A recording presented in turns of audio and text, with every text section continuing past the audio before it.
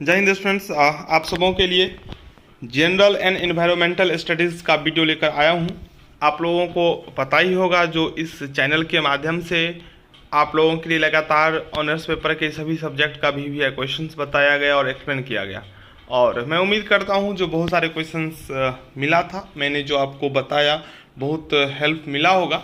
वैसे हकीकत क्या हुआ ये आप ही लोग बताएंगे, तो प्लीज़ आप लोग चारों ऑनर्स पेपर का जो एक्सपीरियंस आप लोगों का रहा है ज़रूर अपना शेयर कीजिएगा कमेंट के माध्यम से।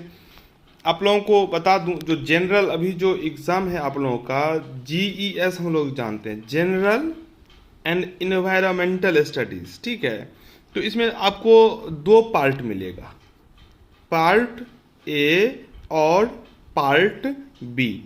पार्ट ए में आपको पढ़ना है जनरल स्टडीज़, ठीक है। इसमें आपको सामान्य अध्ययन से क्वेश्चन आएगा, 50 रहेगा। और इसमें रहेगा GE यानी कि जनरल इन्वायरमेंट, ठीक है, यानी कि पर्यावरण से जुड़ा हुआ क्वेश्चन रहेगा। और यहाँ पे GS से तो दो बनता है। तो अब ही हम इस वीडियो में डिस्कस करेंगे 50 अति महत्वपूर्ण जनरल स्टडीज़, ठीक है। उसके बाद फिर इन्वायरमेंटल स्टडीज़। आप लोग बहुत सारे बच्चे देखे नहीं होंगे, डर लगता होगा जो क्या होगा एग्ज़ाम में। तो मैं एक बात स्पष्ट बता दूं, जो ये आप लोगों का ऑनर्स नहीं है तो रिज़ल्ट पे कुछ ज़्यादा इफेक्ट नहीं डालेगा। दूसरा चीज़ है, इसमें आपको 33 नंबर लाना है। अगला बात यह है जो इसका जो क्षेत्र है वो बहुत बड़ा है, ठीक है। जनरल कंपटीशन के जो प्रिपरेशन कर रहे होंगे उनको तो सब पता होगा, उनको कोई दिक्कत नहीं होगा, ठीक है। लेकिन अगर कोई कंपटीशन का प्रिपरेशन नहीं कर रहे हैं तो उनको थोड़ा दिक्कत हो सकता है। लेकिन आपको आगे तो कंपटीशन में ही जाना है, तो कंपटीशन का भी एक नॉलेज हो जाएगा इसमें, इस वीडियो से। तो चलिए स्टार्ट करते हैं। पहला जो क्वेश्चन है, APJ अब्दुल कलाम, हम लोग जानते हैं ये हमारे द्वितीय मुस्लिम राष्ट्रपति थे और ऐसे व्यक्ति थे जिनको हम युगों युगों तक याद रखेंगे, ठीक है। तो APJ अब्दुल कलाम को मिसाइल मैन भी कहा जाता है और इनके द्वारा एक किताब लिखा गया जिसका नाम है विंग्स ऑफ फायर। तो यही तो ऐसा नहीं है जो APJ अब्दुल कलाम के बाद और बहुत सारे रचनाकार, discovery of India Jawaharlal Nehru ने लिखा है। उसके बाद बहुत किताब है जो आपको देखे, एन ऑटोबायोग्राफी, तो ये लिखा है महात्मा गांधी ने। तो बहुत पुस्तक है, महत्वपूर्ण पुस्तक है जो आपको याद रखना है। तो अभी समय चूँकि बहुत कम है तो कुछ महत्वपूर्ण देख लेते हैं, उसी से आपको एग्ज़ाम में काम चल जाएगा। बिहार की राजकीय पक्षी क्या है? तो हम लोग जानते हैं बिहार का राजकीय पक्षी जो है वो गौरैया है। बिहार का राजकीय फूल जो है वो गेंदा है, ठीक है। इस राजकीय पशु जो है वो बैल है। हम सब लोग जानते हैं जनसंख्या कौन सा बिहार का भारत में स्थान क्या है? जनसंख्या के अकॉर्डिंग बिहार का जो स्थान है वो तीसरा है। पहला पे आता है उत्तर प्रदेश, दूसरा पे है महाराष्ट्र, तीसरा पे है बिहार, ठीक है। बहुत महत्वपूर्ण है, ये सब हमको जानना चाहिए। किस चीज़ के विरोध में चंपारण सत्याग्रह हुआ था? हम सभी लोग जानते हैं जो नील की खेती के विरोध में 1917 ईस्वी में चंपारण सत्याग्रह हुआ था, जिसमें राजकुमार शुक्ल ने 1916 में जो लखनऊ अधिवेशन हुआ था वहाँ पे गांधी जी पहली बार अपना भाषण दिए थे, क्योंकि 1915 में तो आए ही थे दक्षिण अफ्रीका से और 1993 में दक्षिण अफ्रीका गए थे। 92 में इंग्लैंड से आए थे पढ़कर बैरिस्ट्री, तो केस लड़ने के लिए दक्षिण अफ्रीका गए थे। 1915 में आए, 1916 में लखनऊ अधिवेशन यूपी में हुआ, ठीक है। तो वहाँ गांधी जी पहली बार भाषण दिए थे। वहीं पर राजकुमार शुक्ल ने चंपारण से जो जुड़ा समस्या था गांधी जी को समझाया, बताया और आमंत्रित किए जो आप बिहार की धरती पे भी आइए। और पूछा भी जाता है जो भारत में जो अपना पहला सत्याग्रह कहाँ प्रारंभ किए? तो दक्षिण अफ्रीका में। और भारत में पहला जो सत्याग्रह है वो चंपारण बिहार की धरती से ही स्टार्ट किए थे। वहाँ जो समस्या था वो नील की खेती था। क्या होता था, तो नील की खेती जिस खेत में होता था वो खेत बंजर हो जाता था, यानी कि उपजाऊ नहीं रहता था। और इंग्लैंड ने एक 3 कठिया प्रणाली लागू कर दिया था, जिसमें 1 बीघा में यानी कि 20 कट्ठा में 3 कट्ठा पर नील की खेती करना अनिवार्य कर दिया था। तो किसान करना नहीं चाहता था, और ये नकदी फसल था तो उसको पैसा मिलता था, तो वो ज़बरदस्ती करवाना चाहता था। तो इसी के विरोध में गांधी जी आए थे। तो हमको लगता है ये थोड़ा आप लोगों को पता चल गया होगा।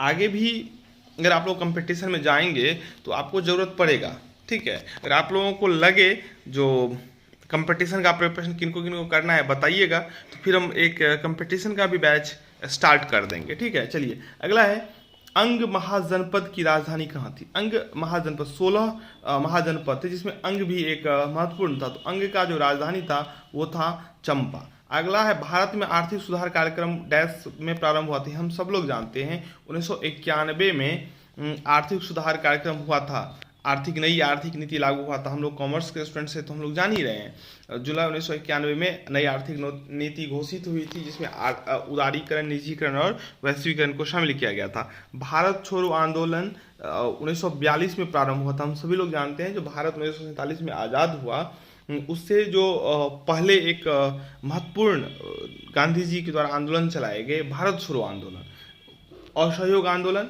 सविनय अवज्ञा आंदोलन और भारत छोड़ो आंदोलन। भारत छोड़ो आंदोलन बहुत महत्वपूर्ण। गांधी जी पूछता है गांधी जी कब गुस्से में आ गए थे, तो यहाँ पे भारत छोड़ो आंदोलन के दौरान गांधी जी में भी गुस्सा आ गया था। जबकि अहिंसा के पुजारी थे, फिर भी उन्होंने भारत छोड़ो आंदोलन के दौरान ही नारा दिया था, करो या मरो, ठीक है। तो ये पूछ देता है करो या मरो का नारा किस में दिया, तो भारत छोड़ो आंदोलन में।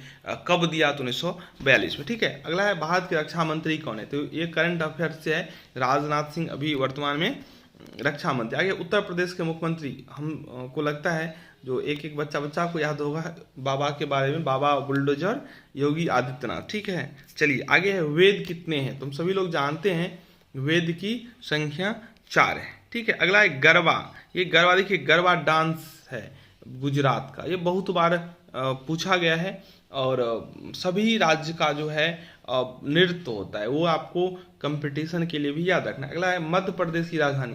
तो किसी भी कंपटीशन में जाएंगे तो प्रत्येक राज्य का राजधानी पता होगा, कुछ प्रमुख देश का राजधानी पता होगा, करना होगा, राज्यपाल का नाम। तो मध्य प्रदेश का राजधानी है भोपाल, ठीक है। नीली क्रांति, देखिए नीली क्रांति जो है मत्स्य पालन से था, ठीक है। जैसे हरित क्रांति था गेहूं से, इसी प्रकार से। तो अंग्रेजी में नाम दे दिया है, तो एक्वाकल्चर, देखिए डेयरी है, डेयरी। ये सफ़ेद क्रांति, ठीक है, हुआ था डेयरी, दूध से उत्पादन, एक्वाकल्चर।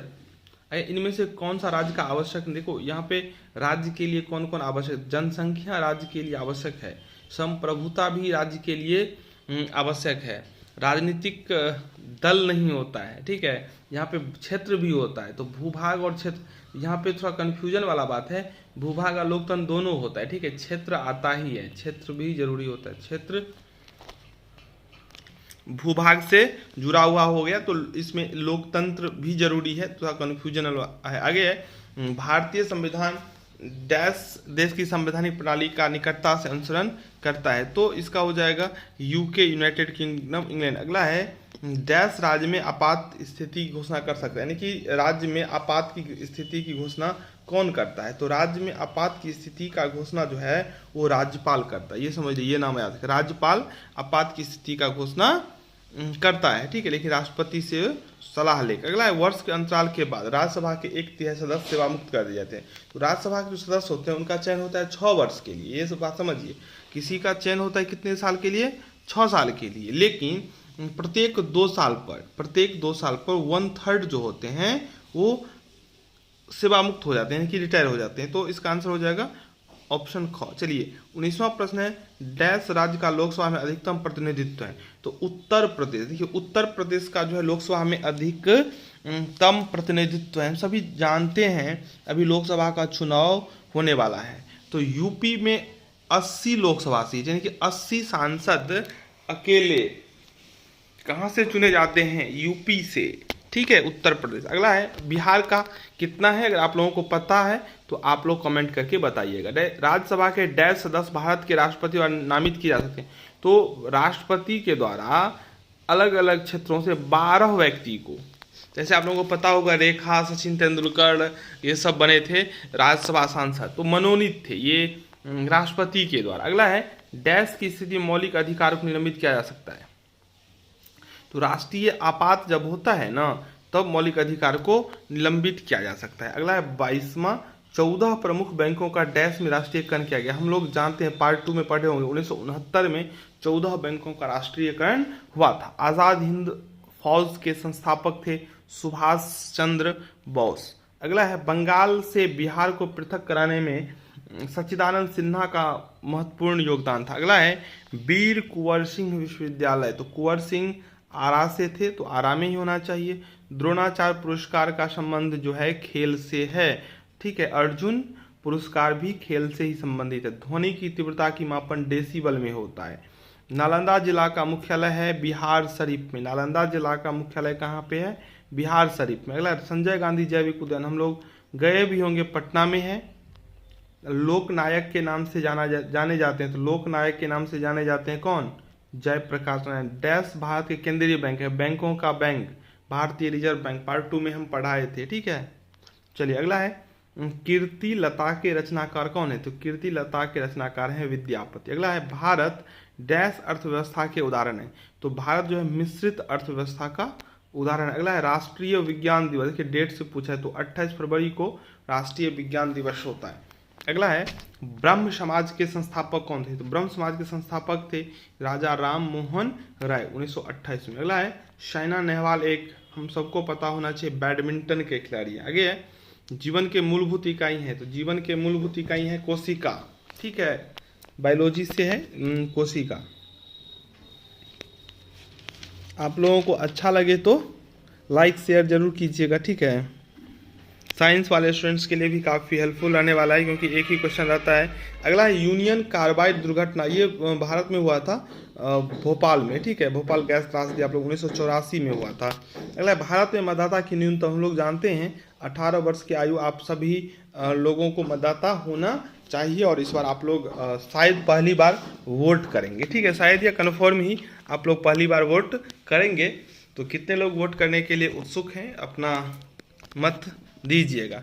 अगला है डैश को बिहार दिवस अभी जस्ट मनाया गया है 22 मार्च को। अगला है गुलाबी शहर, अगर कोई आईपीएल देखते हैं तो उनको यह प्रश्न गलत नहीं होगा, जयपुर पिंक सिटी, ठीक है, राजस्थान रॉयल्स जो है, ठीक है। अगला है भारतीय संविधान की व्याख्या डैश की भावना पर आधारित होता है, तो प्रस्तावना जो है इसका सही उत्तर होगा। अगला है डैश एक प्राथमिक रंग है, देखिए नहीं है, तो प्राथमिक रंग हुआ है लाल, नीला और पीला, ये प्राथमिक रंग हैं, तो हरा इसका राइट आंसर। राज्यसभा का कार्यकाल पहले ही आपको बता दिए 6 साल के लिए होता है। 45वां लोकसभा द्वारा पारित विधेयक को डैश में राज्यसभा द्वारा पारित किया जाना आवश्यक है, 14 दिन इसका राइट आंसर। अगला है संसद के दोनों सदस्यों का संयुक्त अधिवेशन, संसद के दोनों सदनों का संयुक्त अधिवेशन जो है वो राष्ट्रपति कर सकता है, ठीक है। फ्रांस की क्रांति की शुरुआत 1789 ईस्वी में हुआ था। फ्रांस की क्रांति की शुरुआत कब हुआ था, 1789 ईस्वी। अगला है अगस्त कॉम्ट के जनक, तो ये समाजशास्त्र, ठीक है, अगस्त कॉम्ट ये नाम है, ये समाजशास्त्र के जनक थे, ठीक है। चलिए 50वां प्रश्न, उच्चतम न्यायालय के फैसले के अनुसार संपत्ति का अधिकार एक कानूनी अधिकार हो गया। उच्चतम न्यायालय के फैसले के अनुसार संपत्ति का अधिकार जो है एक कानूनी अधिकार हो गया, ठीक है। अगला है संसद के दोनों अधिवेशनों के बीच अधिकतम कितने समय का अंतर होता है, तो दोनों सदनों के बीच जो अंतर होता है वो 6 महीना का हो सकता है। जनरल स्टडीज सामान्य ज्ञान अध्ययन से तो 50 क्वेश्चन आप लोग देख लिए होंगे। अब एनवायरमेंटल से बहुत जल्द आप लोगों के लिए 50 क्वेश्चन लेकर आता हूं, तब तक इसको देखते रहें, धन्यवाद।